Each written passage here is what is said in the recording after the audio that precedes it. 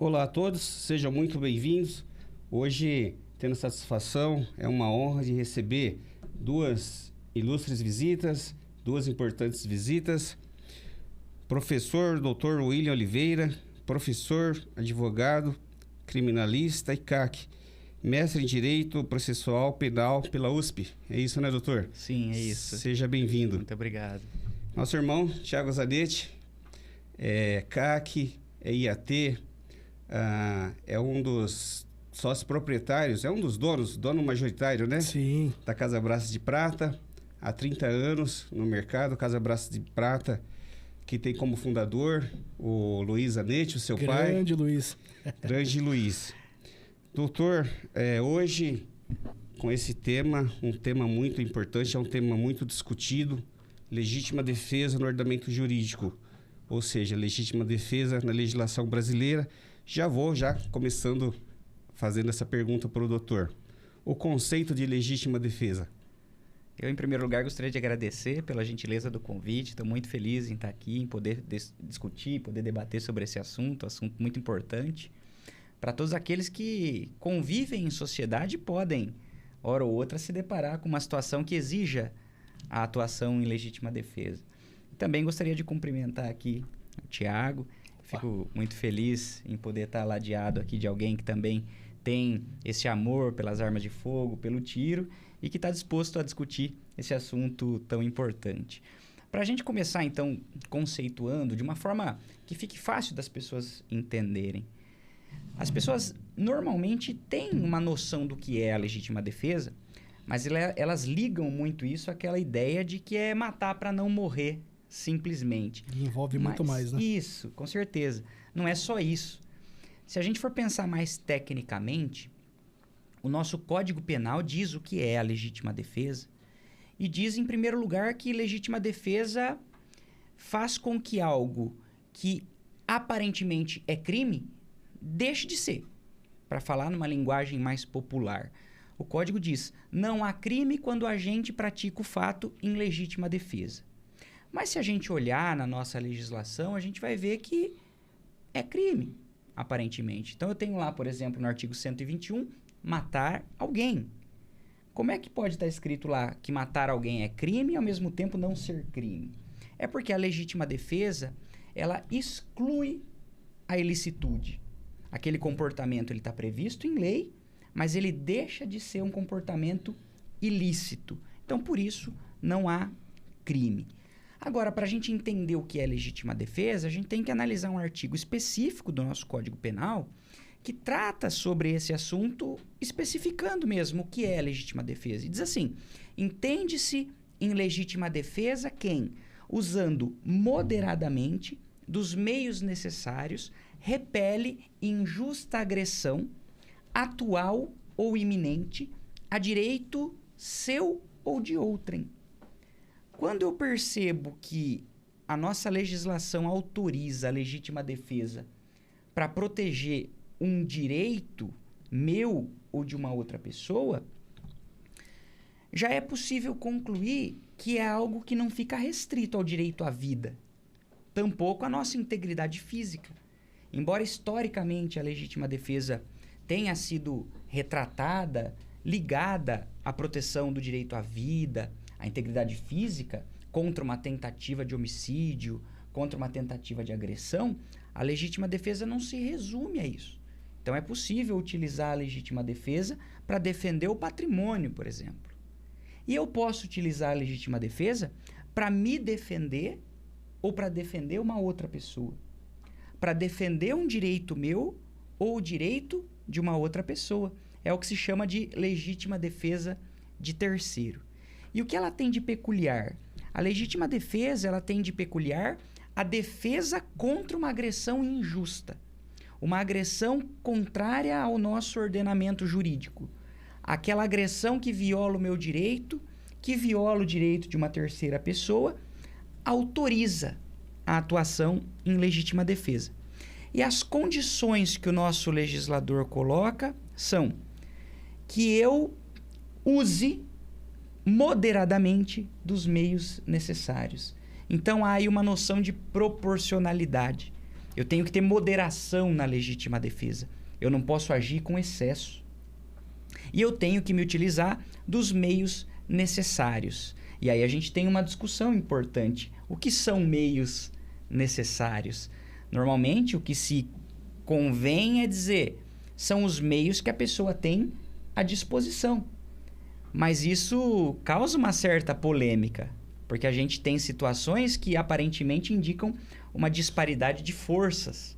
Uma pessoa desarmada contra uma pessoa armada. Sim. Uma pessoa munida de faca contra uma pessoa munida de arma de fogo. E aí essa discussão volta a surgir e as pessoas acabam criando mitos em torno da Vários legítima mitos. defesa. E existem muitos. Então essa conversa eu acredito que vai ser importante para a gente esclarecer alguns desses mitos. Mas para ficar claro para as pessoas que estão assistindo, basicamente a legítima defesa é isso.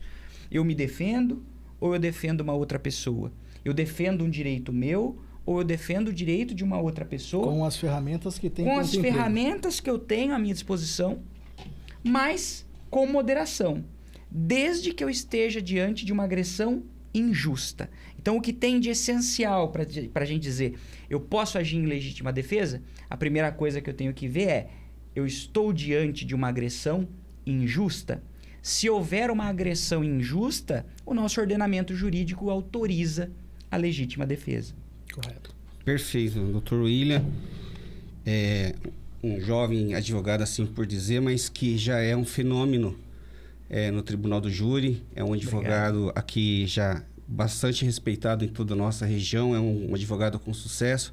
Parabéns, viu, doutor William? Obrigado. Doutor William, o Tiago, ele será um dos que irá entrevistá-lo.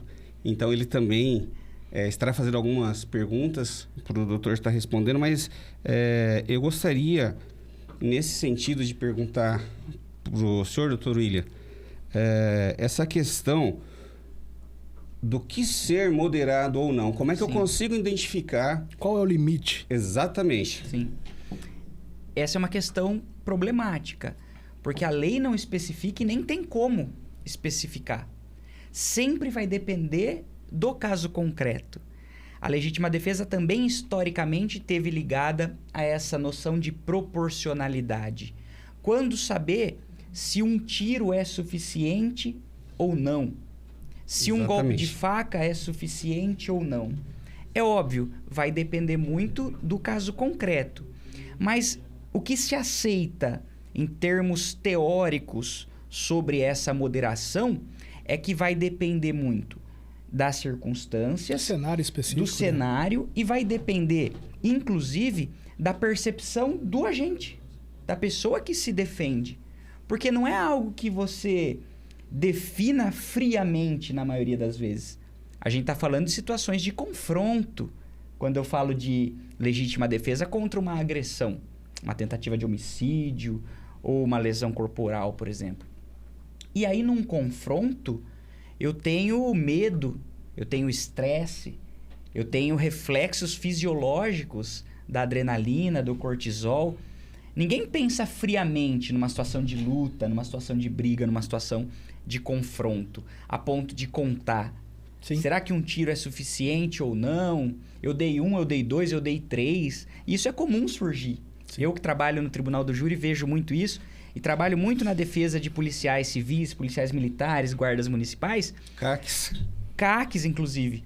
E uma das principais discussões que surge no Tribunal do Júri é essa. Tudo bem, ele estava em legítima defesa aparentemente, mas será que ele precisava ter efetuado tantos disparos? Será que ele não exagerou? Será que ele não exagerou? Será que não tem um excesso aí?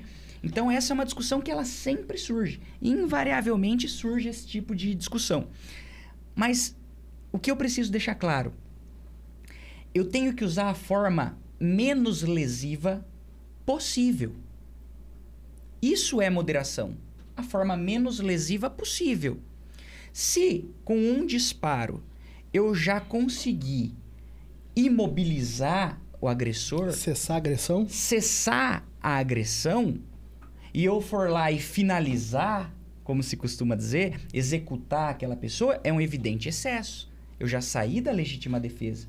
Se eu continuar atirando a esmo, ou se eu continuar atirando naquela pessoa aí para de repente, me livrar dessa raiva que eu estou sentindo Sim. naquele momento de confronto, eu saio da legítima defesa. Então, para entender, para ficar claro, é o meio menos lesivo possível. E essa palavra é muito importante. Possível. Diante daquelas circunstâncias e para aquela pessoa. Sim. Então, não é algo que se define friamente. Tem gente que fica, como eu disse, contando disparos. Às vezes eu vou para o tribunal do júri, principalmente em casos relacionados a policiais. E aí o promotor começa a contar quantos disparos ele fez, quantos disparos atingiram a vítima. Mas a questão é que numa situação de matar ou morrer, ninguém vai ficar contando disparos. Enquanto houver ameaça... Ninguém vai ficar contando quantos acertaram em cada parte do corpo.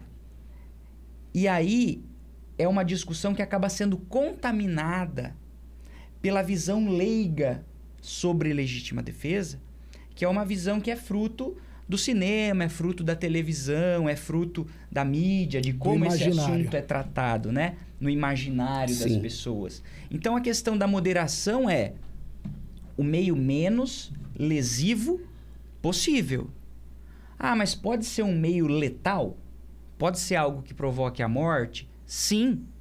E não é raro que isso aconteça. Desde que eu tenha utilizado o meio menos lesivo possível naquelas circunstâncias. O problema é aferir exatamente o que é possível. E como essa situação de estresse e de medo influencia na percepção do agente e mais, no tempo de reação do agente. Porque a pessoa que ataca, ela normalmente já está decidida a atacar. A pessoa, quando se defende, só percebe essa necessidade ou um pouco antes do ataque ou durante, ou quando ela já está sendo atacada. E aí é difícil você avaliar e contar. Acertei 1, acertei 2, melhor eu parar, senão eu já não vou estar agindo de forma moderada. Não é assim que as coisas acontecem na rua, não é assim que as coisas acontecem na vida real. Então, esse assunto da moderação, eu diria que é um dos principais relacionados à legítima defesa. Maravilha. Diante de toda a sua experiência, já tem perguntas aqui que eu já nem estou fazendo porque o doutor de pronto já está esclarecendo. Não, mas pode ficar à vontade. Se tiver que esclarecer mais alguma coisa, eu esclareço com o maior prazer. Sim, maravilha. Com relação não é nem com relação à legislação brasileira em si, tudo isso que o doutor está dizendo, óbvio, é com base na sua experiência e a jurisprudência vem entendendo nesse sentido? Olha, eu posso dizer com bastante franqueza e com segurança que a nossa jurisprudência ela também é influenciada por essa visão leiga que as pessoas têm sobre legítima defesa. Um dos problemas que leva a essas tentativas de mudar a legislação, sobretudo quanto aos agentes de segurança pública, são uma resposta a isso. Porque hoje, não só para os policiais, para os CACs, mas para as pessoas em geral, há uma insegurança quanto à legítima defesa. Será que eu posso me defender mesmo? Ou eu vou ser preso em flagrante? Sempre existe a dúvida, né? Ou eu vou ficar preso não sei quantos anos para depois eu ir para o tribunal do júri? E aí a gente percebe o quanto a visão leiga influencia. Policiais, promotores, juízes, eles têm essa visão leiga. Eles são contaminados pelo que eles veem no cinema, pelo que eles veem nas novelas. E aí eles acham que é fácil, no momento do confronto, por exemplo, você ficar contando disparos. Pois é. Você vê onde acertou. Então, eu diria que a jurisprudência sofre uma influência muito negativa dessa visão leiga, que me parece que é o principal problema relacionado à legítima defesa. A gente tem como certas algumas questões conceituais para dizer o que é moderação? É o meio menos lesivo possível. O que é meio necessário? E isso você vai achar nos livros, você vai achar na jurisprudência. O problema é, e na hora de julgar? E na hora de decidir se a pessoa vai ser presa ou não?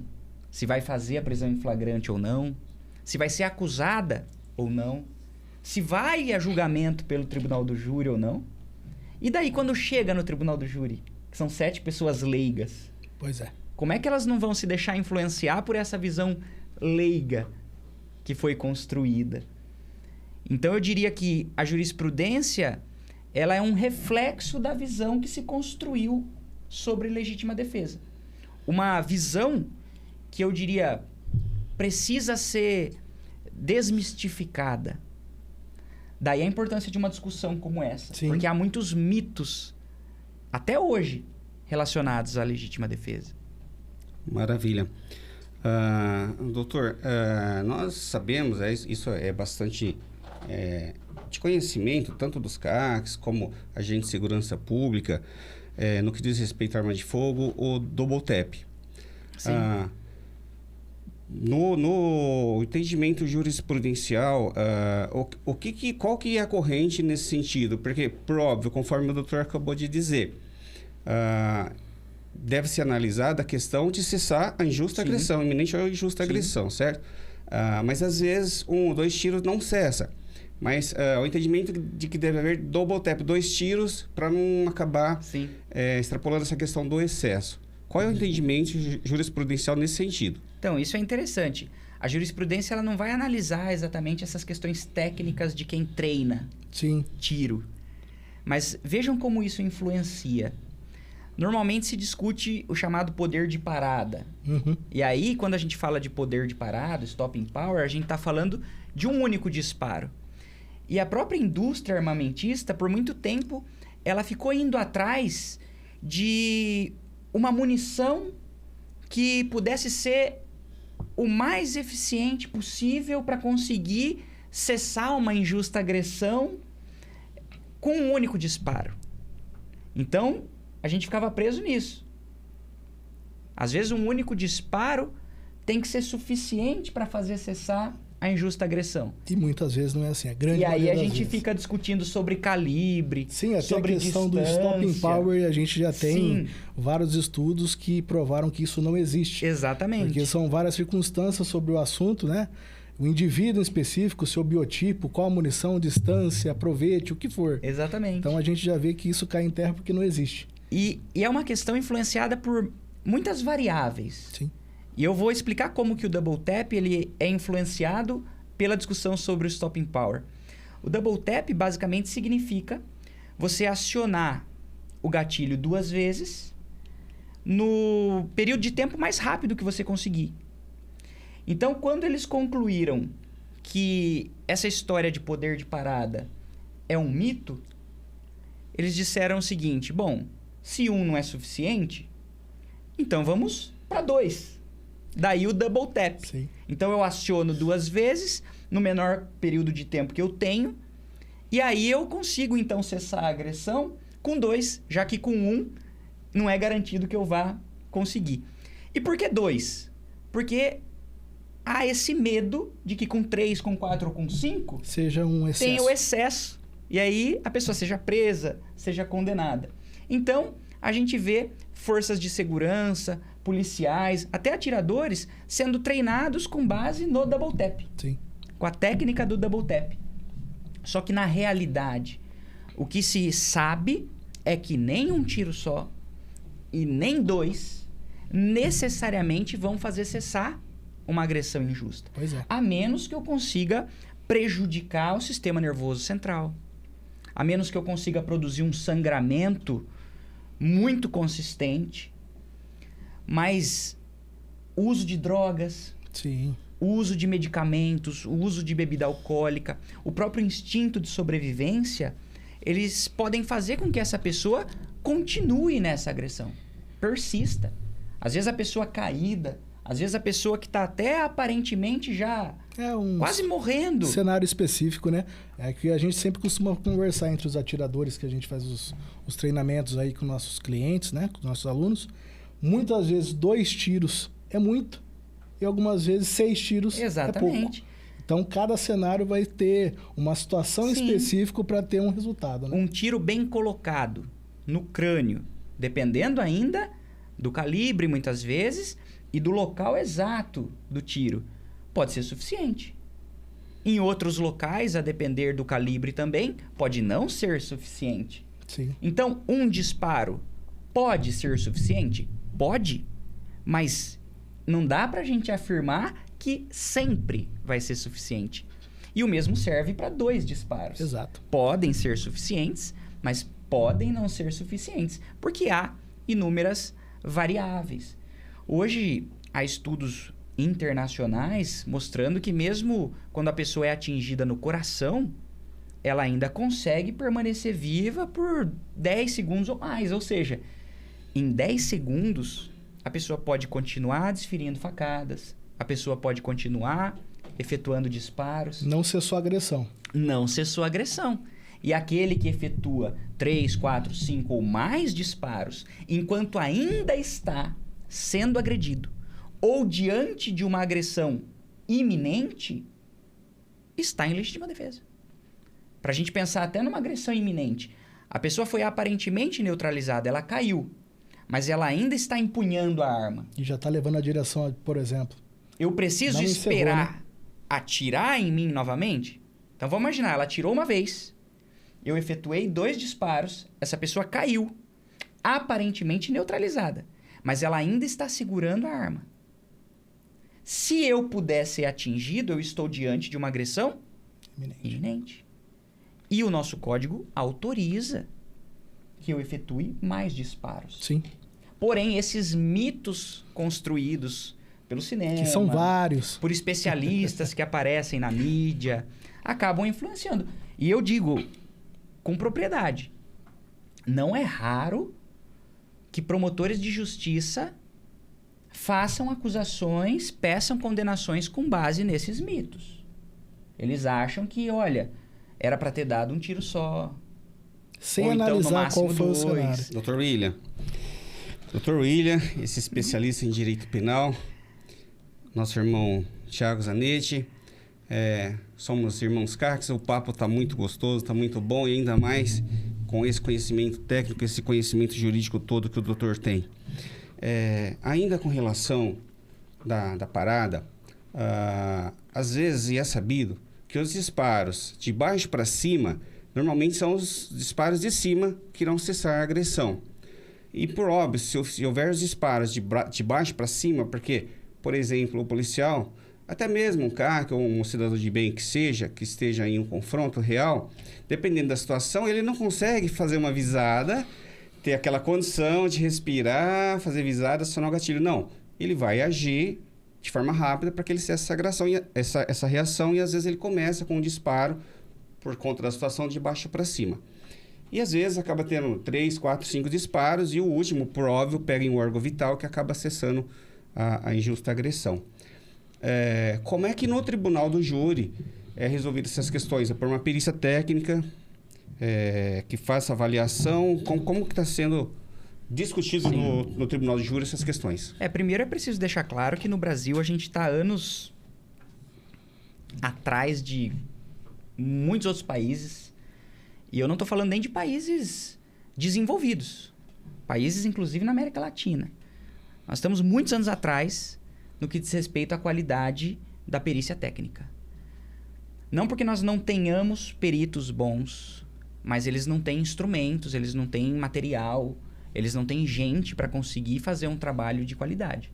Então, a gente vê, às vezes, um caso de repercussão na imprensa, em que eles fazem um grande trabalho pericial, muito elaborado, e acha que aquilo é realidade, mas não é. Em muitos casos de homicídio ou de tentativa de homicídio, nós não chegamos a ter uma perícia balística. No máximo, eles vão identificar o orifício de entrada, o orifício de saída. Talvez dê para a gente ter uma noção de trajeto, né? O percurso que o projétil percorre já dentro do corpo ali da pessoa. E só. Então, nós precisaríamos, em primeiro lugar, melhorar, evoluir muito nessa parte de perícia técnica. Mas, em regra, nas infrações que deixam vestígios, eu preciso ter um exame pericial, que não necessariamente vai servir para resolver a questão, para a gente descobrir o que realmente aconteceu. Mas, respondendo a pergunta, vai precisar de uma perícia, sim. O que se vai discutir a partir daí?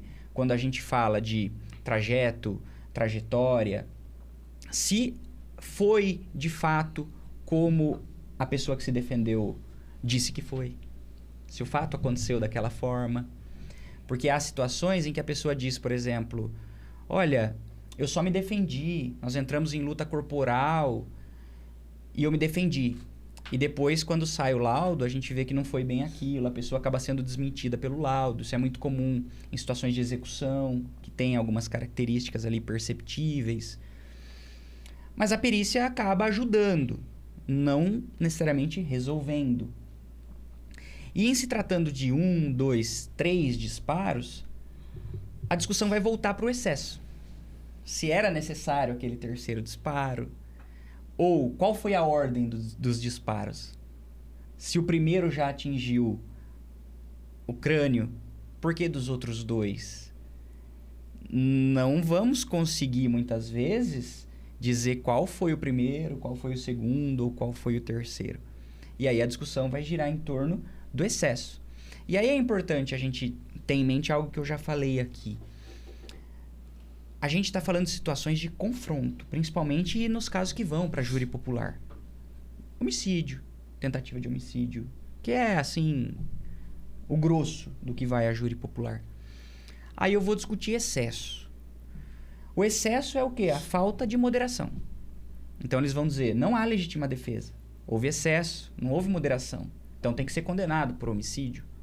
Mas a nossa lei, ela sabe, né, na sabedoria do legislador, que as situações de confronto são complexas. Então nós temos diferentes figuras de excesso. Eu tenho o excesso doloso. No excesso doloso, eu sei que eu já neutralizei a agressão e eu continuo. Então, por exemplo, eu efetuei 2 ou 3 disparos. Já não tem mais risco? Já não tem mais risco para mim. E eu continuo atirando. Porque eu tô nervoso, porque eu tô com raiva. Isso é o chamado excesso doloso. Eu sei que eu estou agindo com excesso. E isso já foge de uma legítima defesa. Então, por exemplo, se eu agi em legítima defesa até o momento em que eu derrubei o agressor, neutralizei, sem matá-lo, quando eu vou lá e termino, aí eu tô cometendo um homicídio. Eu já tô fora da legítima defesa e eu vou responder por isso. O outro excesso é o excesso culposo. Eu acho que ainda estou sendo agredido. E por isso, eu cometo um excesso. Ou numa situação como essa. Eu efetuo o disparo, eu atinjo numa região não vital, o outro também numa região não vital, ou eu não sei se vai ser suficiente ou não, e aí eu efetuo o terceiro. Sim. Por conta disso. Eu não sei se eu estou em excesso. Eu não sei se a agressão cessou ou não. E eu acho que não. Aí eu tenho o excesso culposo. Ele não vai responder pelo homicídio doloso. Ele vai responder um crime praticado por culpa. E a última figura é o chamado excesso exculpante. Esse é um excesso decorrente desse estado mental, emocional e até fisiológico de um confronto. O medo, ele produz uma descarga de adrenalina muito grande no nosso organismo. E a adrenalina, ela vai servir basicamente para a gente fugir ou para a gente lutar. A prioridade não é pensar. É agir naquele curto período de tempo. É por isso que o nosso raciocínio, ele fica comprometido. Sim. Então, diante de uma situação de medo, de estresse, de adrenalina, eu simplesmente continuo atirando. Eu nem tô vendo se eu dei 1, se eu dei 2, se eu dei 3, se eu acertei, se eu não acertei. Onde eu acertei? Não deu para eu contar. Eu simplesmente queria salvar a minha vida. É algo quase que instintivo. É difícil até pra gente que treina colocar técnica nisso. Porque no treino é algo mais frio, mais planejado, Sim. mais refletido. Agora pensa num confronto. É um curto período de tempo para você ter várias ações, né? Que vai definir E no treino sua você vida ou não. Sim. E no treino você não tem nenhuma ameaça. Você tá à vontade, Exatamente. então. Por mais que você tente simular algumas situações para criar um estresse, é diferente da sua vida estar em risco de verdade. Sim. E aí, quando a vida está em risco de verdade, entra em jogo o seu instinto de sobrevivência, o medo. E aí você faz coisas que no treinamento você não faz. Você Algo se natural, sujeita né? a coisa. É Algo natural. natural. É por isso que eu digo, a legítima defesa, ela é natural. A legítima defesa, ela é algo que é inerente ao direito à vida, é inerente à vida e ao nosso instinto de sobrevivência. É o momento que você vê, ou você mata ou você morre. Exatamente. Que geralmente, mais, né? A quantidade de vezes aí você não consegue ter uma fuga, uma situação para Sim. você evadir. Então, vai ser basicamente isso. E aí, nessa situação que surge esse excesso exculpante que eu estou explicando. Já tive várias situações de precisar explicar para os jurados. Porque eles se espantam com a quantidade de disparos, com a quantidade de facadas. E aí você precisa explicar. Olha, eu sei, é algo incomum. São vários disparos, são várias facadas. Mas eu preciso que os senhores entendam o que é o excesso doloso, o que é o excesso culposo e o que é o excesso exculpante. Não é porque a pessoa deu muitos tiros ou muitas facadas que ela não agiu em legítima defesa. Houve um excesso, mas é um excesso justificável. Sim. É um excesso que dá para entender. Eu imagino, há diversas situações, Tiago, Dr. William, e isso é sabido. Por exemplo, um pai que vê o seu filho sendo morto numa situação qualquer, mas vê o seu filho morto. Além do instinto de defesa, eu tenho por mim que vai criar uma situação de tal forma nele que ele vai agir justamente nessa condição. Sim. Ainda mais, penso eu. Sim. E nessa condição, Dr. William, no que diz respeito à lei brasileira, ele acaba sendo absolvido ou terá alguma pena por conta dessa situação? Nós temos duas situações aí. Primeiro, ele pode agir em legítima defesa de terceiro. Ele vai agir em legítima defesa do filho dele. Se ele vê, né, o filho sendo atacado, o filho sendo agredido, ele pode agir em legítima defesa de terceiro e isso é aceito pela nossa legislação. E uma outra situação é que eu posso agir sob domínio de violenta emoção, logo em seguida injusta provocação da vítima, ou por motivo de relevante valor moral, mesmo fora da legítima defesa. Ah, mas então isso não é crime? Não, não é que não é crime, mas eu tenho atenuação da pena. Eu tenho direito a uma pena menor, é o chamado homicídio privilegiado. Então, mesmo que o pai chegue logo depois, o filho já foi assassinado, mas ele está diante daquela cena e ele está diante de quem matou o próprio filho. Então, eu não vou ter mais legítima defesa. Mas eu ainda posso ter um motivo de relevante valor moral. Sim. O pai que mata o assassino do próprio Aí já filho. entra a questão de humanidade, né? Exatamente. Eu posso ter ainda o domínio de violenta emoção, logo em seguida injusta provocação da vítima. A emoção violenta, por si só, ela não exclui o crime. Ela não exclui a responsabilidade do agente. Porém, em casos como esse, eu falo pela minha experiência, no tribunal do júri, os jurados vão responder um quesito genérico. O jurado absolve o acusado? E essa resposta nem sempre vai ser uma resposta técnica. Então é muito difícil um pai matar o assassino do próprio filho e ter antipatia por parte dos jurados. Do júri. Porque a pessoa se coloca no lugar, exatamente. né? Quem Sente as dores. não vai perder a cabeça diante de alguém que matou o filho, matou a filha, matou a esposa, matou a mãe, matou o pai. Então é algo que, de tão natural, acaba mexendo com todas as pessoas. As pessoas se colocam no lugar e elas tendem a simpatizar com aquele que matou e não com aquele que morreu. Sim. Então, é só para separar tecnicamente. Olha, já não é mais legítima defesa. Tem uma defesa técnica para se fazer, mas também pode ser explorada uma absolvição, porque o tribunal do júri permite isso. A Constituição ela assegura no tribunal do júri a chamada plenitude de defesa. É uma defesa mais do que ampla, é uma defesa sem restrições. Então, se eu disser para os jurados, por exemplo, que o pai que fez isso não merece ser condenado, que a punição que ele teve em termos de ter a perda do próprio filho, a pena Já é muito mais severa do que qualquer pena de prisão. E por isso ele deve ser absolvido. E os jurados entenderem que ele deve ser absolvido, ele vai ser absolvido. Sim. Maravilha. É você que está chegando agora, que está assistindo agora. Hoje sou entrevistado aqui o professor Dr. William, mestre em Direito Penal pela USP, Thiago Zanetti, CAC, coordenador Pro Armas, sócio proprietário da Casa Braço de Prata, e o tema é legítima defesa. Dr. William, e existem alguns mitos com relação à legítima defesa, né, Thiago? Isso. Inclusive, eu gostaria de fazer uma pergunta.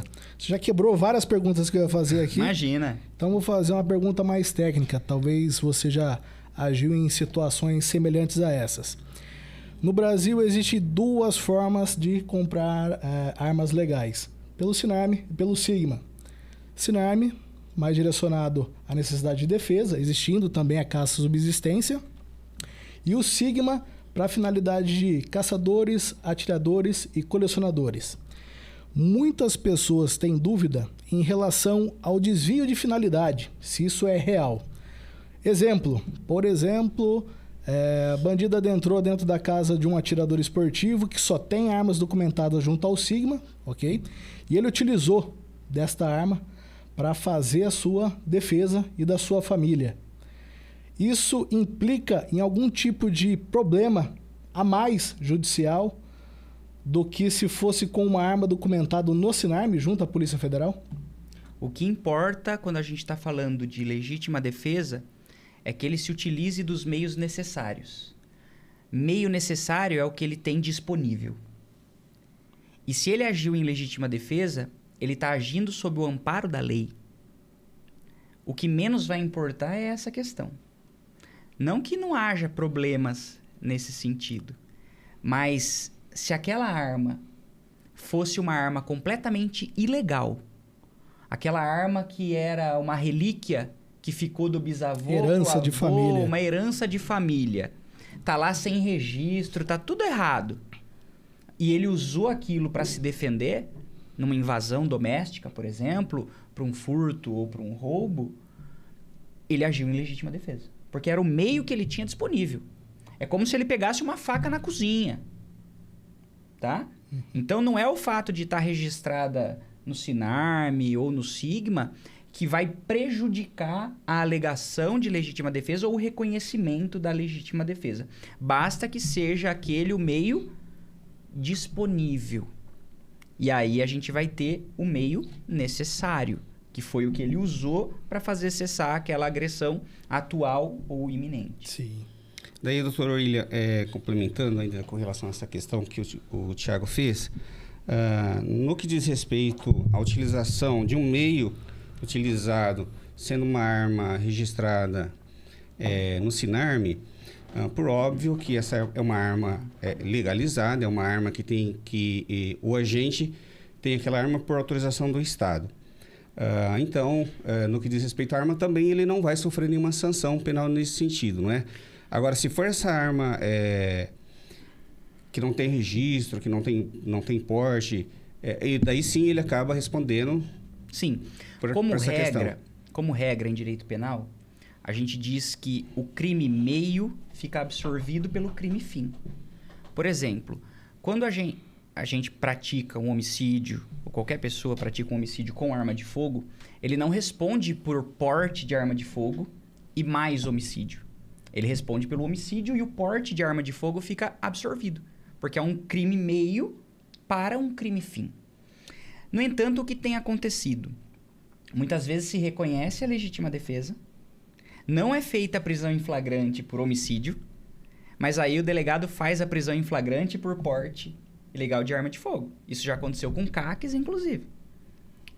Andando na rua... Recentemente, agora, inclusive, sim, aconteceu. Armado, ele reage a um roubo ou até uma tentativa de homicídio. Vão dizer, olha, foi legítima defesa, tudo bem. Porém, ele não deveria estar portando essa arma. Logo, ele vai responder pelo porte ilegal. Não é essa a minha posição. Se para quem responde por homicídio o porte da arma fica absorvido, mesmo quando essa arma é ilegal, Então, veja, uma pessoa que se dedica à prática de crimes, que vive do crime, e aí tem um conflito lá entre traficantes. Um mata o outro em legítima defesa. E ele está com uma arma ali com a numeração suprimida. Se reconhece a legítima defesa e ele não responde pelo porte dessa arma com a numeração suprimida. Aí o caso do CAC, por exemplo, que está com a sua arma legal, vai responder por porte de arma de fogo? Mesmo sendo absolvido. Inclusive, ou esse nem caso acusado? que o senhor usou como exemplo, salvo engano, foi no Rio Grande do Sul, né? Tem mais de um. Foi Teve uma um juíza. recente. Sim, que eu ouvi uma pistola 9mm. Sim. E realmente foi isso que aconteceu. Inclusive. Aí que a gente vê a inversão sim. de valores que a gente vive hoje. E eu acho até importante essa discussão, porque às vezes eu vou no clube de tiro e o pessoal gosta de tirar essa dúvida comigo. Eles falam assim, mas William, e se eu reagir? Uma situação de um assalto, por exemplo, ou um atentado contra a minha vida, minha integridade física. Eu estou em legítima defesa, mas o que eu faço? Eu chamo a polícia, eu espero, eu fujo, eu me entrego. Não vai estragar minha outra pergunta, não. Deixa eu fazer então Faz na a primeira. pergunta, então. A questão de, após fazer a defesa aí, né? A legítima defesa com arma de fogo, questão de tempo. Tá. Vai imediatamente até a delegacia, se apresenta, ou entra naquele mito das 24 horas para depois se apresentar com o advogado. Como proceder, doutor? É até bom que a gente está falando sobre mitos. Aí eu tenho mais um mito processual penal. Porque essa história de 24 horas ou 48 horas é um mito. O código não traz isso. O código traz o que é flagrante. Quais são as situações em que a pessoa está em flagrante ou não. E aí ele vai falar em logo após, logo depois. Mas em nenhum momento trata sobre 24, 48. E aí as pessoas ficam, eu vou esperar 24 horas, vou esperar 48 horas. Mas isso nem sempre vai livrar do flagrante. Se a pessoa está lá com a arma ainda, está sendo perseguida, está com a roupa suja de sangue, eu ainda tenho uma situação flagrancial. Mas o que eu digo? Eu vejo alguns advogados falarem, não, se você agiu em legítima defesa, não tem problema. Chama a polícia, explica o que aconteceu, eles vão entender, você não vai ser preso. Não é assim que a coisa funciona na prática. Se fosse comigo, eu até acionaria para explicar o que aconteceu, falaria que eu vou estar à disposição e que eu vou me apresentar com o advogado. Em breve com um advogado. Porque eu já cansei de ver a pessoa achar que não vai ser presa e aí você pega um delegado que não tem o entendimento a esse respeito ou que pensa diferente, Sim. fazer a prisão em flagrante. Ele agiu em legítima defesa, mas e a arma? Opa! Porque existe, às vezes, uma bronca com relação ao CAC. Sim. Existe, às vezes, uma bronca entre órgãos policiais. Instituições, né? Existe. Quem achar que isso não existe é ingênuo. Pois é. E aí, acabam fazendo a prisão em flagrante. Então, o que eu sempre recomendo? Procura um advogado, sai do local, entra em contato, explica o que aconteceu e que vai se apresentar. E aí se apresenta. Mas isso é errado, não é esse o procedimento. Eu estou dizendo o que eu faria. Para se preservar, né? Para me preservar. Sim. Porque, olha, é assim, só para complementar. Vão apreender a arma vai ter que passar por perícia. Isso é o menor dos problemas. Mas a partir do momento que você é preso, aí você vai ter que passar por uma audiência de custódia. Pode ser que você seja solto ou não. Se você não for solto, aí entra todo aquele trâmite de pedir uma revogação de prisão preventiva, fazer habeas corpus. Mas se você se apresenta com o advogado, a conversa é outra. Já não tem mais a situação flagrancial. Que você está se apresentando, se colocando à disposição. Eles não podem te prender em flagrante. E aí depois vai se discutir. Foi legítima defesa, não foi legítima defesa. Então eu acho temerário. Falo isso para clientes meus e isso é o que eu faria numa situação como essa. Inclusive a gente teve esse caso do atirador aí, que a gente não vai citar o nome porque não é necessário, que teve a decisão judicial de devolução imediata da arma de fogo, porque ainda corria risco de vida. Sim. Devolução do valor da fiança. Achei sensacional essa decisão. E extinção do processo imediato. Sim. Achei sensacional. Se todos pensassem da mesma forma, né? Colocar bandido como bandido, cidadão de bem como cidadão de bem, a gente tem ainda mais E fez uma fé no coisa, Brasil. e fez uma coisa muito interessante. Porque normalmente a arma fica apreendida para ser submetida a uma perícia. E aí o que o juiz determinou? 48 horas. Que né? faça essa perícia em 48 horas. Sim. Mas essa decisão, muito recente, ela é uma decisão totalmente atípica. Atípica. Porque na prática o que nós estamos vivenciando são Contrário. decisões contrárias. É uma decisão que abre precedente, mas nós sabemos que não é regra. Não é? Um juiz, aliás, parabéns ao doutor magistrado que teve um brilhantismo Sim. naquela decisão e é do nosso entender que assim deve ser. Por quê? É um CAC, um cidadão de bem. Sim, que sirva de exemplo para muitos aí. Exatamente, e não um bandido. Sim. Mas ainda com relação à questão de mitos, você tem alguma pergunta mais para fazer para o doutor? Em relação, tenho as duas últimas perguntas que é interessante a gente levar em consideração, porque gera muita dúvida do entendimento. Relação de igualdade de forças. Certo. Por exemplo, faca. Uhum. Tem muitos que falam, pô, mas disparou contra o cara, o agressor, o cara tava com uma faca. Até mesmo você tava canivete. armado. Isso, exatamente. Como já disse, não tem um entendimento de limite dessa ação aí, né? Contra injusta ameaça. Em relação dessa igualdade de forças de armas, o que o senhor tem a dizer? Olha, nós tivemos recentemente o caso que repercutiu do procurador agredindo a procuradora dentro da prefeitura. Sim. Ali eu tenho uma agressão sem nenhum tipo de arma. Não seria possível agir em legítima defesa numa Até situação pela como aquela? fragilidade Sim. dela. Então, essa questão de proporção com relação a armas é algo complexo. Bem complexo. É algo que não é simples. Ah, mas estava sem arma, sem faca, sem nada e deu tiro? Será que precisava? Depende do cenário, né? Se for Pessoal, uma mulher aí de 1,30 m contra um homem de 2 metros, 150 quilos... Mas não só. Aí- Mas não só. Não são poucos os casos de pessoas que são mortas por espancamento. Sim. A pessoa pode tomar um soco, ela pode cair, pode ter uma fratura craniana e pode ir a óbito. O código não faz esse tipo de distinção. Porque ele exige que eu me utilize do meio necessário. É o meio que está disponível para mim naquele momento. Eu não sou obrigado a aceitar tomar soco. Tá claro? Se eu não sou obrigado a aceitar tomar soco, tomar chute, eu posso me defender com o que eu tiver. Então, se eu tenho um canivete, posso me defender com ele. Se eu tenho uma arma, posso me defender. Se eu tenho um pedaço de pau, posso me defender. A mesma lógica serve para uma lâmina, para um canivete ou para uma faca. E olha, na nossa experiência, a gente sabe que um canivete, uma faca, eles são capazes de fazer um estrago enorme. E grande parte dos confrontos acontecem numa distância muito curta. E às vezes, você que está se defendendo, você não tem nem tempo de conseguir tirar a arma do coldre para reagir àquela agressão. Porque com uma faca, a agressão ela pode acontecer de forma muito rápida. Ele pode te pegar de surpresa, você não está nem vendo que ele está com a faca. Ele consegue te dar muitos golpes em pouco tempo antes de você conseguir reagir. Então a faca, ela é muito letal. As pessoas acham que só a arma de fogo é letal. Não, mas a faca, Além ela é de ser muito silenciosa, letal. né? Tem um caso, eu lembrei agora, doutor, falando a esse respeito.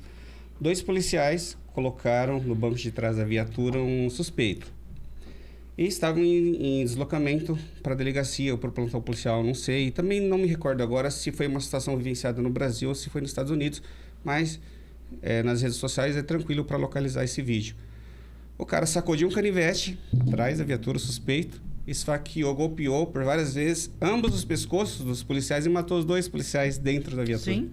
Com canivete. Tem Pois é. situações que eu diria que se eu me deparasse com alguém com uma faca querendo me agredir, a minha ideia principal, acredito que seria sair correndo. Correr.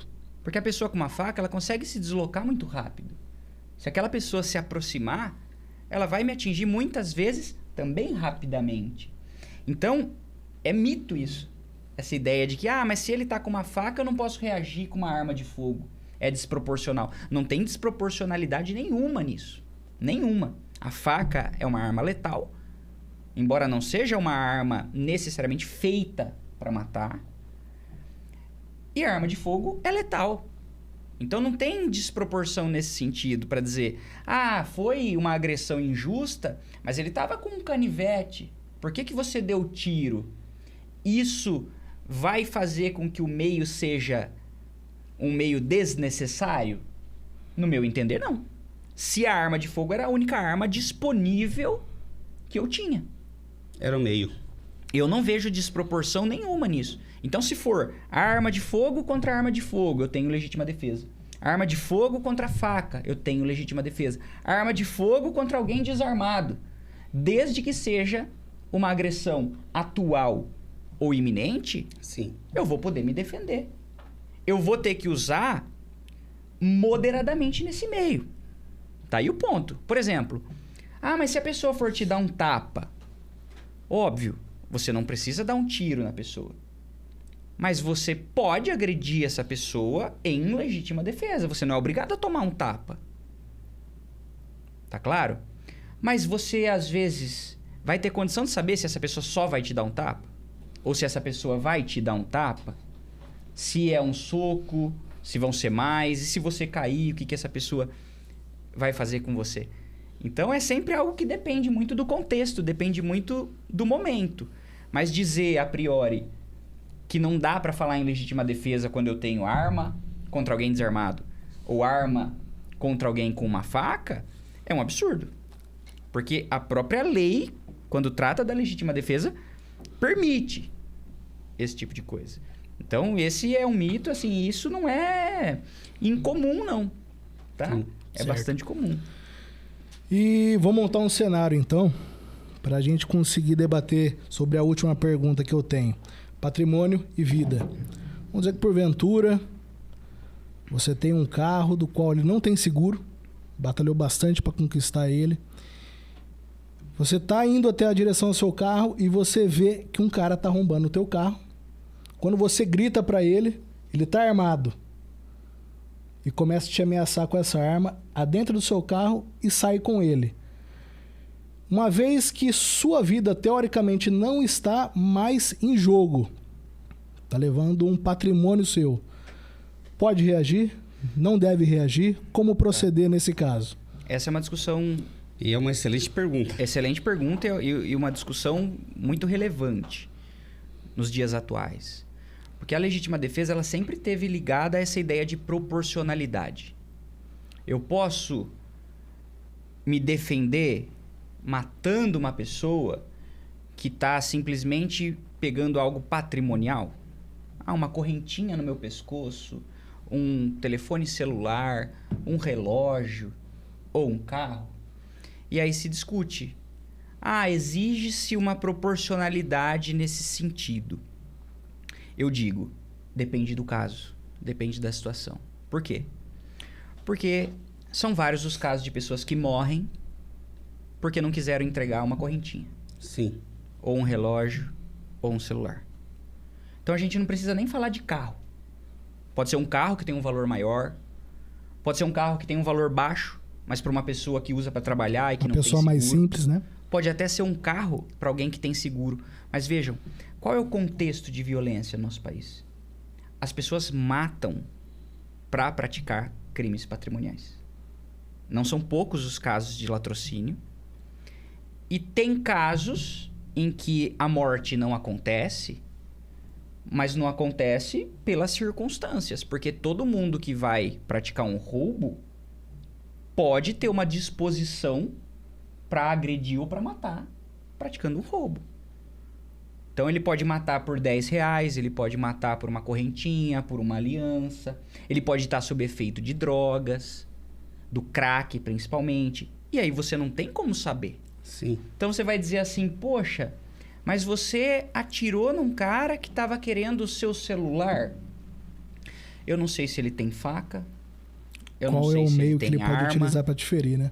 Eu não sei se ele tem alguém junto com ele, vigiando. A questão é, a lei permite que eu me defenda e que eu defenda o meu patrimônio.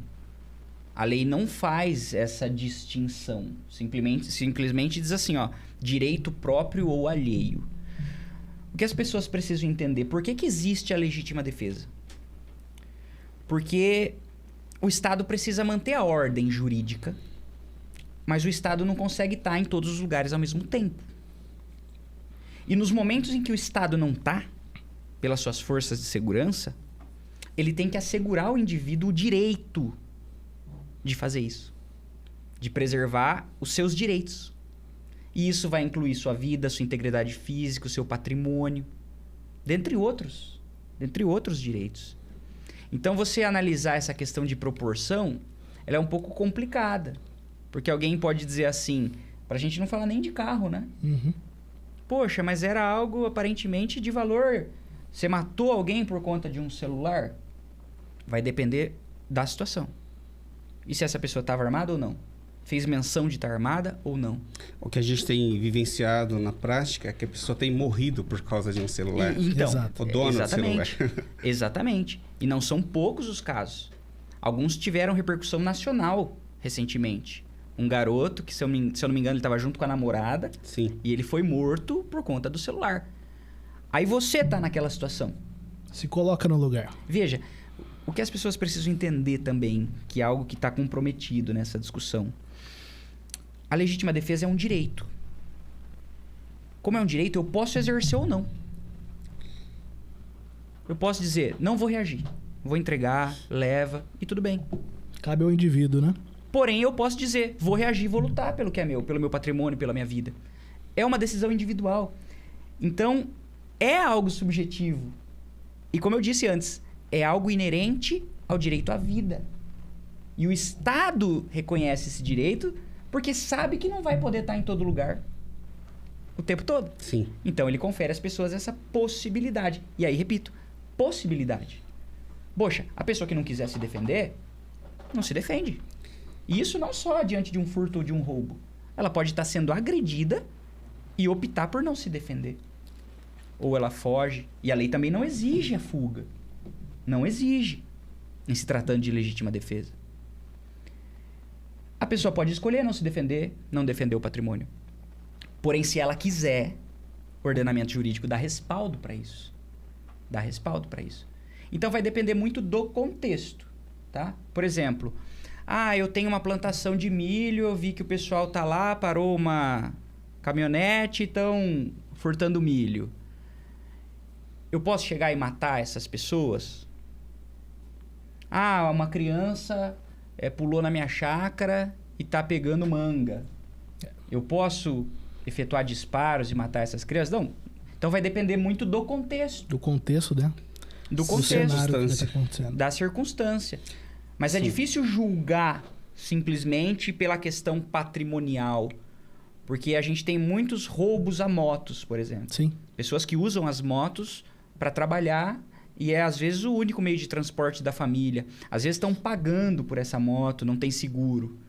Aí as pessoas de longe dizem assim, poxa, mas por que reagiu? Por que reagiu?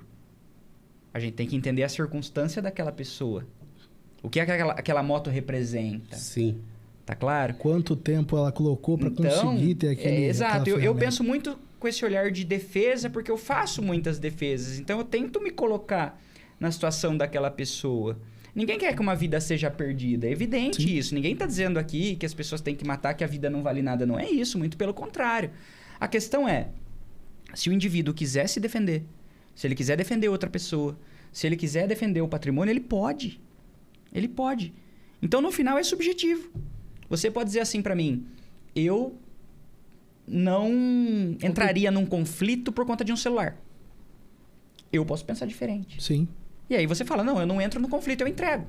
Você pode entregar, a pessoa leva seu celular e acabou, você compra outro. Ação individual, né? Cada um Ou sabe o você que pode faz. entregar E mesmo assim tomar uma facada, tomar um tiro de graça. Exatamente. Nós temos um problema extremamente importante no Brasil, que é o Estatuto do Desarmamento. O Estatuto do Desarmamento, ele engessou totalmente o cidadão de bem de se utilizar de um direito, inclusive, que é a legítima defesa. Porque com o advento do Estatuto do Desarmamento, que desarmou praticamente a todos, e fez com que o cidadão de bem ficasse à mercê dessa condição, mas de que ele fica engessado. Não só cidadão do bem, hoje nós vimos essa questão junto à segurança pública, em que o agente de segurança pública, ele se sente totalmente inseguro, limitado no momento de agir, porque existe uma segurança e esse tema, legítima defesa, está totalmente inserido nesse contexto, por isso a sua importância. E olha só, para a gente voltar naquele assunto do double tap, o risco que você corre sendo treinado para usar simplesmente o double tap. Porque normalmente você vai usar o double tap, a pessoa caiu, você vai conferir. Numa dessa você baixa a guarda. Você pode ser atingido. A pessoa mesmo caída pode atirar. A teoria pessoa que tá já correndo, se mostra falha, né? A pessoa está correndo e atirando. E sem contar de um outro fator que é a pessoa ela cria uma condição motora, uma coordenação motora. Quem praticando double tap, no momento ela corre o risco de praticar o double tap, porque é uma questão de coordenação motora. Sim. Né? Ele já condicionou a mente. Fica limitada a essa prática. Exatamente. E as recomendações internacionais, elas vão no sentido de que sejam efetuados tantos disparos quantos forem necessários para neutralizar a agressão. Em cada circunstância. Preferencialmente na região do tórax. Essas são as recomendações. Né? Porque as pessoas dizem assim, mas por que não atirou na mão? Igual elas veem no filme. Partes do mito. Atira na mão e despedaça a arma, faz a arma cair. Por que não atirou no braço? Por que não atirou na perna? Veja, um tiro no braço ou na perna, ele pode ser tão letal quanto. Sim. Se a gente for falar assim, não atira para matar, atira na perna. Você atinge uma artéria femoral, a pessoa morre em pouco tempo. Você atinge a artéria braquial e a pessoa morre em poucos minutos também. Então, olha a ideia que as pessoas têm. Atira no braço ou na perna. Atira no braço ou na perna porque é menos letal. Não é. Às vezes a pessoa toma um tiro no tórax, ela é neutralizada e não morre. Dá tempo de socorrer. É diferente de uma lesão numa artéria femoral, por exemplo. Sim. Então, por que atirar na perna ou no braço é melhor? E aí, quando a gente vai treinar, a gente tem o alvo lá, eu sempre brinco com as pessoas, né? Falei, você já viu um policial, um atirador treinando? Você já viu se o alvo tem perna? Ninguém treina para atirar na perna. Aí no dia de um confronto ele vai pensar, peraí, deixa eu dar um tiro na perna. Vai levar na perna. Vou atirar na perna só, daí a pessoa caiu, eu vou lá, chuto a arma e tá neutralizada a injusta agressão. Não é assim que as coisas funcionam. Colocando a própria vida em risco, né? Não só a própria vida, veja. Se eu tentar atirar na mão, no braço, na perna, a chance de eu errar é muito maior. É muito grande. Errando, eu posso permitir a essa pessoa me acertar. E você pode acertar E eu posso acertar um terceiro que não tem nada a ver. Então, a recomendação internacional ela é bem clara. Quantos tiros forem necessários para cessar a agressão e no tórax. A gente vê os atiradores, quando eles estão lá praticando, a gente faz isso.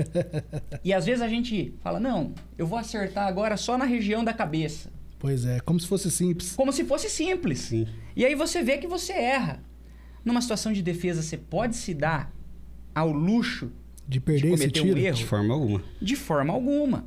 E aí que cai por terra toda essa questão. Efetuar um disparo de advertência. O disparo de advertência é a mesma coisa.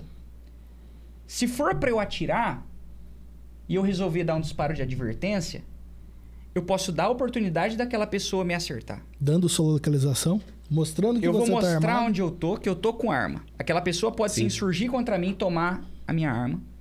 E eu posso atingir alguém que não tem nada a ver com aquele confronto. Realmente, pessoal que gosta, então, ficar dando tiro pra cima, né? Pode ferir um terceiro aí. Hoje a recomendação também é para não fazer disparo de advertência. Se está em situação de legítima defesa, Sim. vai agir em legítima defesa. O problema é a insegurança para você agir em legítima defesa. Por que dessa insegurança? Por conta desses mitos que a gente está discutindo. E de onde surgem esses mitos? Mídia, principalmente. Exato. Toda vez que um caso acontece, eles colocam um especialista lá, que não é especialista em nada, De nada. que está analisando a situação de fora friamente, e ele vai dizer assim, poderia ter atirado no braço, poderia ter atirado na perna, ele não deu nenhum disparo de advertência, ele atirou direto. Tá lá para fazer uma lavagem cerebral. Como se ele soubesse tudo realmente do... E aí as do pessoas assunto. vão Sim. vendo aquilo e achando que é o certo. Porque o jornalista disse que não teve disparo de advertência. Mas o jornalista não passou pelo evento, Mas, né? poxa, o policial, muitas vezes, pela postura corporal dele, pela verbalização, ele dá advertências. O policial, ele faz o uso progressivo da força. Mas tem situações ali Que não é o em suficiente. que não é suficiente. E aí ele pode se defender. Só que ele se sente extremamente inseguro. Porque ele diz, vou chegar lá, o delegado da Polícia Civil Sim. vai falar que eu tô errado e vai me prender em flagrante. Aí, no caso do policial, tem uma situação que ele é recolhido, ele fica sob serviço administrativo até resolver toda essa situação. Sim. Não é? E no caso do cidadão de bem ou do CAC, o que a gente tem vivenciado, salvo com base na última decisão judicial que teve, que é uma exceção à regra, ele também acaba sendo preso, tendo sua arma recolhida, tendo que pagar alta fiança. No caso desse último caso recente agora, que é sabido por todos, salvo engano, foi em torno de 6 mil a 9 mil reais 6.060, salvo engano. que o delegado estipulou de fiança para Sim. ele. Agora, veja, é um CAC com toda a sua documentação em dia, Pessoa de bem. não é? Tanto é que o juiz, ou a juíza, não sei assim, o reconheceu, é pessoa de bem e passou por essa situação. Preparo psicológico reconhecido. Sim, Preparo teórico reconhecido. Preparo técnico reconhecido. Com exigência de treinamento. Cumprido. Com a arma registrada, legalizada, com tudo certinho. Aí ele mata um bandido, por exemplo. Tá sujeito a represálias. sim. Porque a gente sabe como a Sim. coisa funciona. Sim. E aí a arma fica apreendida. Aí demoram 4, 5, 6 meses, 1 ano para fazer a perícia. Muitas pra vezes poder é a devolver. única arma que ele tem. Pode ser que, inclusive, tinha mais de uma pessoa nessa ação. Exatamente. Sim. Queira vir a vingar a vida aí do parceiro do crime. Nessa situação, aconteceu justamente isso. Num é. cenário ideal, se eles falassem assim, não, vou apreender sua arma, vamos fazer a perícia já, Sim. e aí a gente libera se a documentação tiver ok. Mas não é o que acontece. Geralmente não. Não é o que acontece. E aí eu digo, os agentes relacionados à persecução criminal, policiais, promotores, juízes, sofrem influência da mídia. Sofrem influência do que eles veem na novela, no filme de Hollywood. A lavagem cerebral novamente. E aí, eles pensam dessa forma, friamente, achando que dá pra ficar contando disparo, achando que dá pra atingir a mão, que dá pra atingir a perna, Que existe tempo hábil para ter essa... achando essa que a ação. pessoa, quando ela tá reagindo a uma agressão, ela tá com um ânimo calmo e refletido. E não é verdade. Qualquer um que já tenha participado de uma discussão mais acirrada, ou de uma briga, que seja na infância ou na adolescência, sabe. E esse é um relato comum. Falam assim, na hora ficou tudo preto. Depois você fica pensando naquela discussão, Sim. você fala assim, devia ter falado isso, devia ter falado aquilo, devia ter acertado ele assim. Por que você não fez? Porque você tá com medo, você tá sob efeito de adrenalina. Sim. Esse não é um momento em que você raciocina, esse é um momento em que Exatamente. você luta. Age. É aquele instinto de defesa. É um instinto de defesa, é um instinto Sim. de sobrevivência. E isso vai influenciar na forma como você reage, no seu tempo de reação. E aí eles lá no ar-condicionado, no gabinete, Não devia ter vão feito criticar isso. e vão dizer assim, ah, mas foi demais.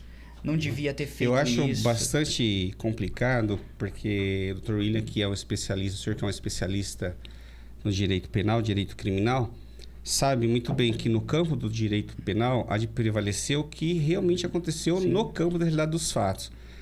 Puxa vida, e no campo da realidade dos fatos acontece tudo isso. Sim.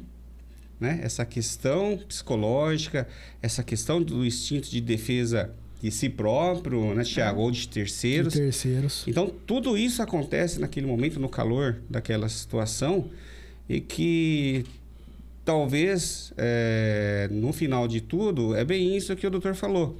A pessoa, voltando para si, é que ela vai ter condição de entender o que aconteceu naquele cenário. E esses estudos não são estudos difíceis de encontrar. Estudos sobre poder de parada, estudos sobre double tap, estudos sobre lâmina versus arma de fogo. O próprio FBI faz O FBI muitos estudos tem muitos desses estudos. Hoje eles já chegaram ao Brasil, eles estão disponíveis na internet. Então, assim, não São tem pioneiros nessa justificativa. Não tem justificativa para delegados de polícia não conhecerem, promotores não conhecerem, juízes não conhecerem. Uma vez que são órgãos vistoriadores, né? Verificadores. Não é tanto uma questão Fiscais. assim, Fiscais. poxa, é tão fácil dar esse tipo de treinamento, é tão fácil disponibilizar esses artigos, trazer essas questões para esses agentes que vão julgar. Não precisa mudar o código. Até na questão dos policiais, que há esse esforço. Vamos mudar a lei, vamos colocar a legítima defesa ali para o policial. Viu? Tudo que eles estão acrescentando já está escrito no nosso artigo atual sobre legítima defesa. O problema é de interpretação. Então, o problema está ali com delegados, juízes e promotores, que analisam isso friamente, sem conhecer a realidade da rua, como a coisa acontece. Como que é o cotidiano ali do policial, do agente penitenciário, do guarda municipal, do CAC, inclusive. Sim. Se a gente parar para pensar. Por quê? Para falar da questão do CAC, né? Você quer lugar melhor para você conseguir roubar ou furtar armas de fogo do que numa entrada ou numa saída de um clube de tiro? Sim. Logo. Inclusive, essa semana, desculpe interromper, teve uma situação em São Paulo também, parceiro nosso aí que teve essa situação adentrando ao clube, foi abordado. Então, sim, uma situação vulnerável do qual a gente tem que estar preparado. Exatamente. É uma situação de risco. Não tem como dizer que não é.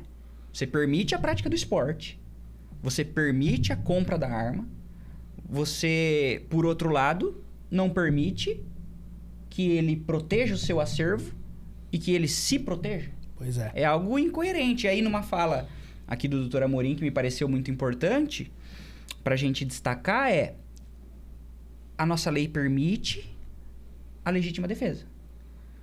Mas ela não dá os meios para a gente fazer isso. Para tal. Eu posso me defender se alguém atentar contra a minha vida? Posso. Como? Eu posso me defender se alguém atentar contra a minha integridade física? Sim. Me fala como.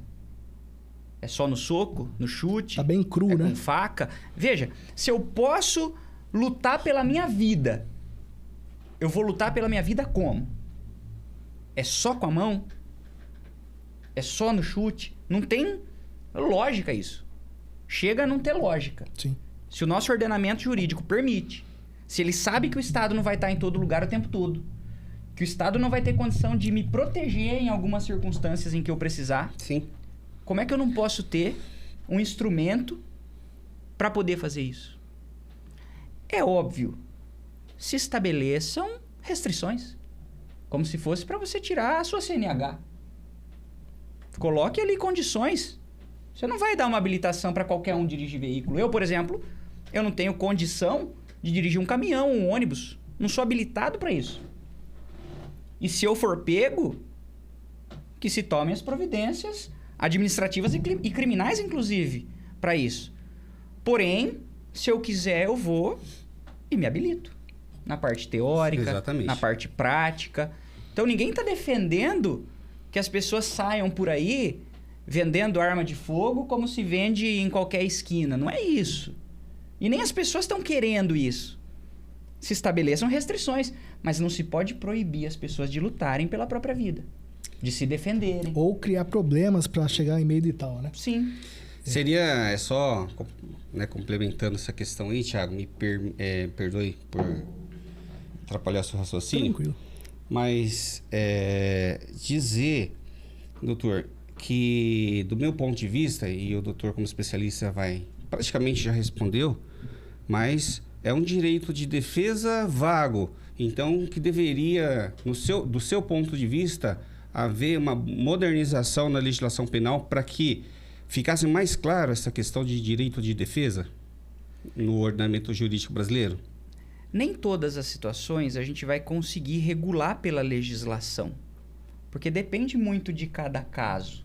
Por exemplo, eu não tenho como especificar na legislação que até 5 tiros é legítima defesa. Porque eu posso ter alguém com 10 em legítima defesa. Então, a gente tem que utilizar algumas expressões que demandam interpretação. Para falar moderadamente, dos meios necessários. O que talvez se poderia fazer é deixar um pouco mais específico, assim, ó. Considera-se que houve moderação quando o agente fez o que era, vamos dizer assim, ele se valeu do meio menos lesivo possível naquelas circunstâncias. Sim. Mas ainda assim vai demandar interpretação, percebem? O que é meio menos lesivo possível? Assim, menos lesivo sob a minha ótica ou a dele que se defendeu? E o que prevalece em termos de doutrina é que a gente sempre considera a perspectiva do agente. Qual era o meio necessário? O meio disponível para o agente. Como saber se ele agiu com moderação? Se ele agiu do modo menos lesivo possível para ele, naquela circunstância. Então, mesmo que a gente tente especificar algumas coisas, ainda vai ter divergência. Por exemplo, na questão dos agentes de segurança, dos policiais especificamente. Eles tentam colocar na legislação, né? Até tem no parágrafo único, a questão do refém. E aí, mais uma discussão técnica interessante, né?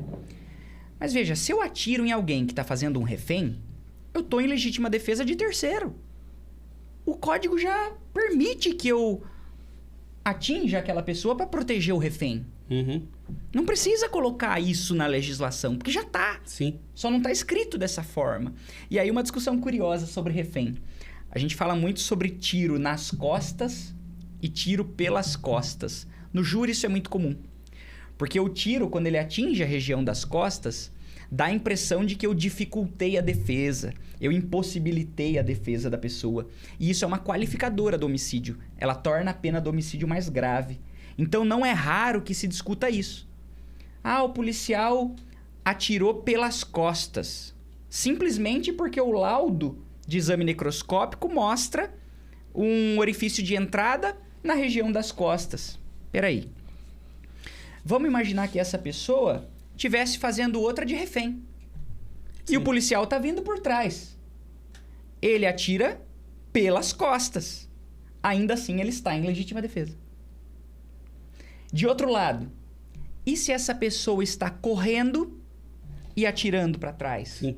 Ou numa moto, o garupa principalmente, ou correndo mesmo e atirando, porque ela também não quer ser atingida. Dando tiro a esmo, né? Quando o policial fizer 1, 2 ou 3 disparos, pode ser que essa pessoa seja atingida na região das costas. Mas não foi um tiro pelas costas, foi um tiro nas costas. Sim. São situações diferentes. E aí a própria perícia, o exame necroscópico, ele tem condição de apurar isso.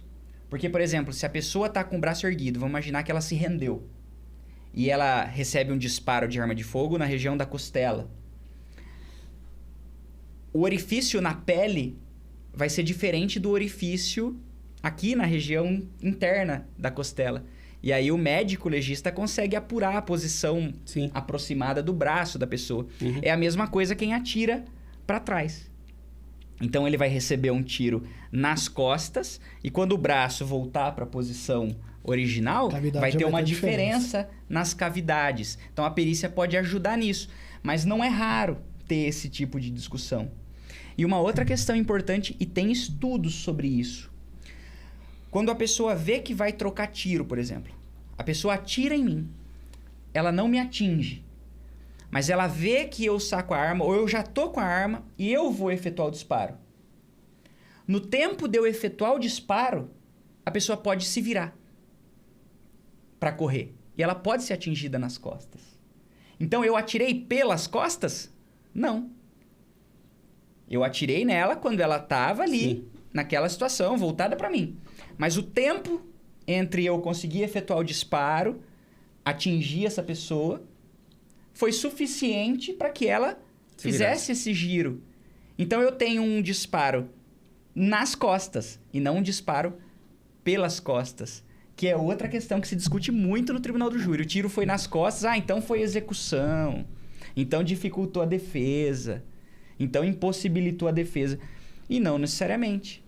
Então estão querendo resguardar essa questão, para eu exemplificar, do refém para o policial, para deixar mais claro. Mas isso já está claro no nosso código. Eu posso defender a vida de uma terceira pessoa? Posso. E isso é legítima defesa, se essa pessoa estiver ali diante de uma injusta agressão atual ou iminente, como a situação de um refém. Ou alguém acha que um bandido que está fazendo uma pessoa de refém, com uma faca, com uma arma, não está disposto a fazer algo contra aquela pessoa? Não só o policial pode fazer algo, qualquer pessoa pode fazer algo. Sim. Se a gente pensar numa situação em que a polícia está envolvida e está tomando conta da situação, é óbvio que a gente vai deixar isso para quem é especialista, para a polícia. Mas qualquer um pode salvar a vida de uma outra pessoa. Inclusive, né, são várias... É que nós estamos conversando e com relação ao tema, temos diversos exemplos, né? Não muito raros exemplos.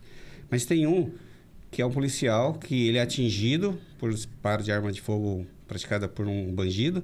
Ele cai e a arma distancia, ele não consegue se movimentar e ele diz para uma pessoa que está lá, me ajude, me ajude. E essa pessoa era um atirador esportivo, pegou a arma e conseguiu atingir a pessoa lá e defendeu o policial naquele momento. Sim, prova disso, inclusive, que a gente tem taxa para mostrar isso, né? O Brasil tem a menor taxa de homicídio nos últimos 11 anos. A gente coloca em contrapartida que também foi divulgado o aumento de 474% do número de licenças de arma de fogo para civis desde 2018. Então, assim como a gente até comentou sobre os dados do FBI, eles têm estudos que provam que estados americanos, do qual a venda de armas é feita mais livremente para a sua população, a taxa de homicídio é muito mais baixa. A gente pode usar o exemplo do Texas, por exemplo. Sim. Eu digo assim, sempre, os estudos aqui no Brasil, eles estão muito comprometidos por questões ideológicas. Isso serve para os dois lados. É uma crítica que precisa ser feita. A gente precisa refletir sobre isso. Porque estatística, convenhamos, a gente acha estatística para o que a gente quiser. Exato. Aí a pessoa pega a estatística que ela escolheu, do órgão que ela quis, e coloca aquilo como se fosse algo definitivo. Nós não temos estudos sérios no Brasil suficientes para tomar decisões contra, por exemplo, ampliar o armamento com relação ao atirador esportivo, ao caçador, ao colecionador. E não só. Com relação à concessão do porte ou da posse de arma de fogo. Nós não temos estudos suficientes. Não temos. E aí as pessoas querem sair tomando conclusão. Aí eles vão dizer assim, mas... Peraí, o Estado vai estar transferindo para os civis a função de segurança pública? O Estado vai estar terceirizando para os civis porque o civil vai agir como que subsidiariamente, como um agente de segurança pública? Não é exatamente isso. Não é disso que se trata. O Estado vai continuar existindo, a polícia vai continuar existindo, vai continuar havendo uma demanda por segurança por parte da população, por parte dos atiradores, inclusive. Mas a questão um dos fundamentos da legítima defesa é justamente o conhecimento de que o Estado não pode estar em todos os lugares. De que o Estado não consegue defender todas as pessoas. E por isso ele assegura o direito à legítima defesa. Porque se você disser assim, então o Estado não pode fazer isso, então o Estado também não pode permitir a legítima defesa. Eu sempre tenho que ficar esperando um policial para me defender. E não é só sobre segurança, né? Se a gente for parar para pensar, se fosse assim, a gente não precisaria de extintor, por exemplo. A responsabilidade de acabar com o incêndio é exclusiva do bombeiro. A gente não poderia ter remédio em casa, porque para cuidar da população, temos a saúde pública. É a mesma forma, é uma ferramenta individual para a defesa. O que eu defendo é que nós temos que ter uma discussão mais ampla sobre isso e que nós temos que ter estudos sérios, específicos sobre isso, que nós temos que considerar, sim, o que vem de fora, do exterior, mas temos que considerar a realidade nossa do Brasil. Eu também vi essa estatística, São duas esse questões, estudo sobre sim. a queda do índice de homicídio, e me chamou a atenção justamente isso. Porque um dos principais argumentos é dizer assim, olha, não há indicativos de que mais armas diminuem a criminalidade ou diminuem os números de homicídios. E eles apontam isso com base no estudo que eles querem.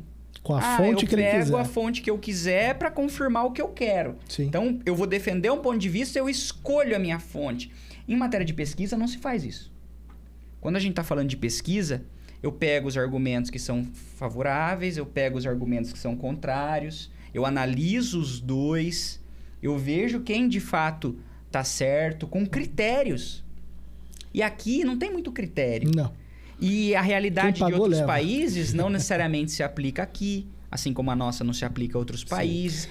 Mas são questões interessantes de se pensar. Poxa, aumentou tanto a venda de armas, aumentou tanto o número de CACs, então era para estar morrendo um monte de gente. Se fosse o bang-bang que eles dizem que de acordo com o que eles dizem. E a são gente duas, viu são que duas não é questões assim. interessantes, né?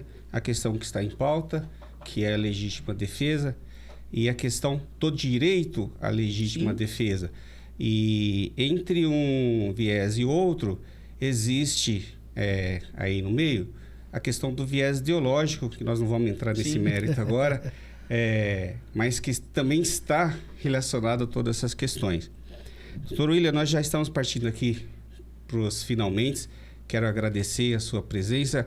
Nós estamos finalizando aqui esse bate-papo, tendo duas ilustres visitas, Dr. William, professor Dr. William, professor de Direito Penal, mestre em Direito Penal pela USP, Thiago Zanetti, IAT, CAC, Dr. William também é CAC, eu também sou CAC, estamos entre famílias aqui. E o Thiago Zanetti, guardador pro Armas, proprietário da Casa Braço de Prata. Dr. William, agradeço imensamente, tá, por ter aceitado esse convite. Mais uma vez, e como sempre, extremamente brilhante em suas colocações. Obrigado. É um profissional de altíssima qualidade. Thiago, meu irmão, agradeço de coração por ter participado junto com nós aqui. Eu que agradeço o espaço e o convite. Maravilha. E se o doutor queria fazer alguma ponderação final, fica à vontade. Gostaria só de agradecer mais uma vez por essa oportunidade. Não só de estar aqui falando, mas de poder debater, de poder discutir sobre esses assuntos. Hoje está tão difícil poder discutir com seriedade esses assuntos, que espaços como esse são cada vez mais importantes para que as pessoas tenham acesso. E não tem que ter acesso só aos argumentos que interessam. Tem que ter acesso a todos. Sim. Os argumentos para que elas possam formar as suas opiniões. Exatamente. E esse é um tema que sempre me foi muito caro. Eu já tive vários julgamentos versando sobre legítima defesa. Acredito eu que a maioria dos casos em que eu trabalhei em tribunal do júri dissessem respeito à legítima defesa, principalmente em se tratando de policiais. E aí a gente tem também ali a questão dele estar a serviço do Estado, dele precisar se defender, defender terceiros, defender a sociedade como um todo, e dele estar no estrito cumprimento de um dever. Exatamente. Então são discussões recentes e muito importantes. E eu acho que o principal é que hoje talvez a gente tenha conseguido desmistificar essa discussão. É falar para as pessoas assim, ó, esqueçam o que vocês veem na mídia, o que vocês veem nos filmes, nas séries. Sai da bolha. Sai da bolha porque tem mais coisa por trás. Sim. Tem estudos, tem gente séria discutindo a respeito. E aí formem opiniões, mas com base em posições sérias, em fontes sérias, confiáveis. E principalmente para que isso tenha um reflexo no nosso judiciário. Porque, infelizmente, hoje nós não temos segurança jurídica para agir em legítima defesa. Essa é uma conclusão lamentável, mas a discussão é muito interessante. Então, Sim. agradeço aí pela oportunidade, por essa conversa. Vou estar sempre à disposição quando precisarem. Obrigado, doutor. Thiago, uma ponderação final? Gostaria de mandar um grande abraço para o nosso irmão Marcos Polon, convidar todos vocês, terceira reunião Pro a Liberdade, 9/7, em Brasília. Nunca foi sobre armas, sempre foi sobre liberdade. Lembrar mais uma vez que toda nação que foi desarmada precedeu a uma ditadura. Então, não vamos desassistir dessa vez. Vamos fazer a nossa parte e estar presente em Brasília nesse ano. Maravilha. Obrigado, doutor. Obrigado, Thiago. Muito obrigado a todos.